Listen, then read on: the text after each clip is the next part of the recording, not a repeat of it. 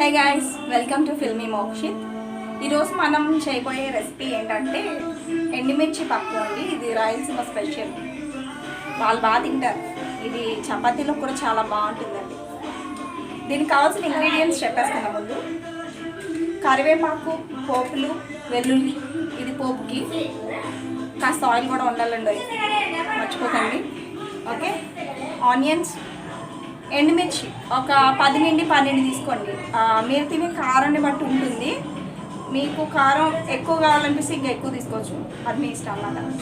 ఒక కప్పు పప్పు, కందిపప్పు, దానికి 2.5 కప్పులు వాటర్ పోయాలండి. చింతపండు, ఇటువైపు మనం ఏంటంటే మరీ ఘాటు తినలేం కదా, అందువల్ల చిన్న చింతపండు కూడా వేసుకుంటే ఆ ఎండుమిర్చి ఘాటును కొంచెం తగ్గిస్తుందండి. అటువైపు వాళ్ళు బాగా తినేస్తారు అనుకోండి, వాళ్ళకి చింతపండుతో పని లేదు. సో ప్రాసెస్ స్టార్ట్ చేసే ముందు చిన్న బ్రేక్ తీసుకుంటాం. ఓకే అండి,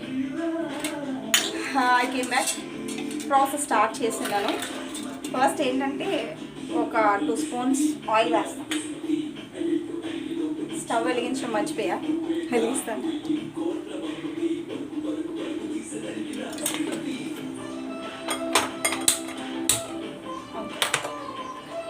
ముందు హైలో పెట్టేసుకుంటే అది కొంచెం వేడెక్కుతుంది కదా, అది చాలా తొందరగా జరగదు.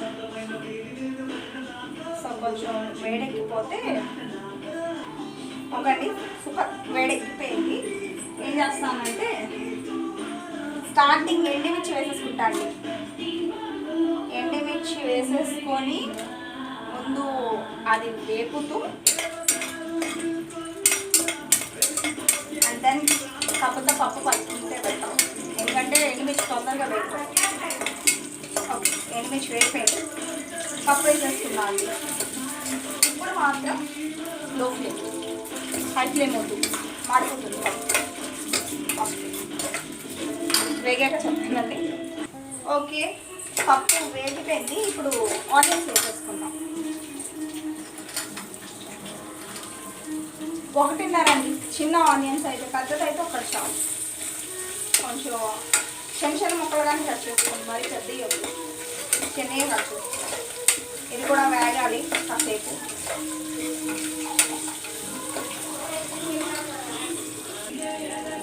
బాబా, అస్సలు కందిపప్పు వేగితే మంచి స్మెల్ వస్తుందండి. అది కూడా ఆనియన్లో వేసి వేగిన తర్వాత వచ్చే స్మెల్ చూసారు, చాలా చాలా బాగుంటుంది తెలుసా. ఒకసారి ట్రై చేయండి, చాలా చాలా బాగుంటుంది.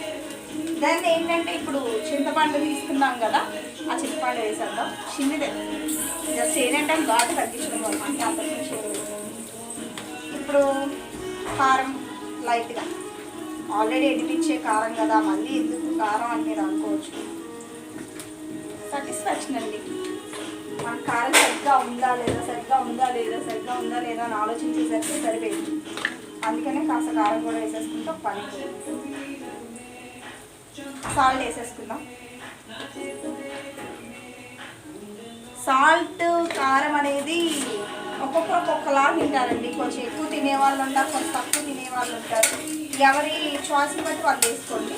అది నేను ఎంత క్వాంటిటీ వేయాలి అని చెప్పండి నేను, అది మీరు ఎంత వేసుకోవాలనుకుంటే అంతే వేసుకోండి.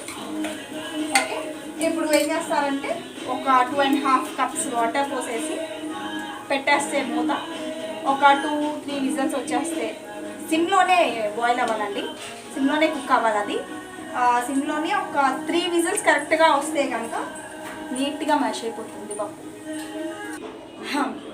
డన్ గైస్, విజిల్ వచ్చేసింది, అయిపోయింది.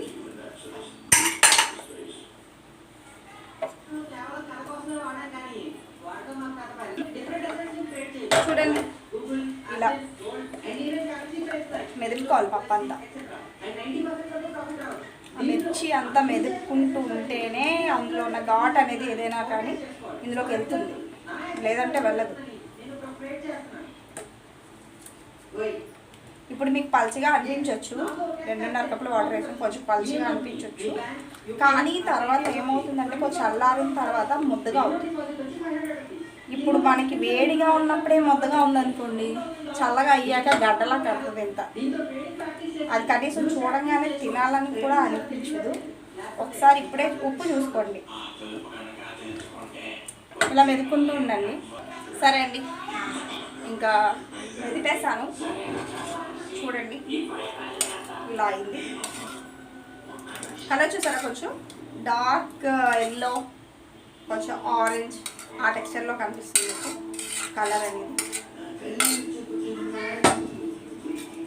ఓకే, పోపు వేసేస్తాను.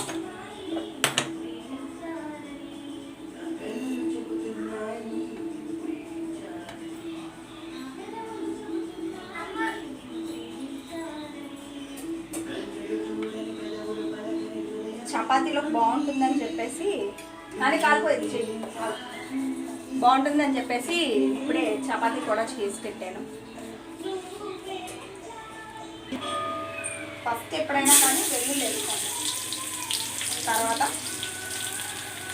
ఎండుమిర్చి, పోపులు, దాన్ని కరివేపాకు. అయిపోయింది పోపు, చూసారా అంత త్వరగా అయిపోయిందో. పోపు వేసిన తర్వాత కలిపి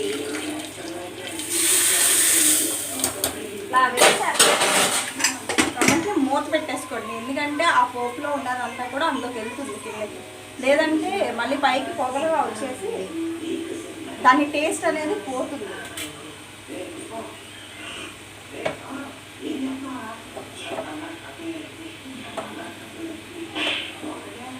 ఓకే,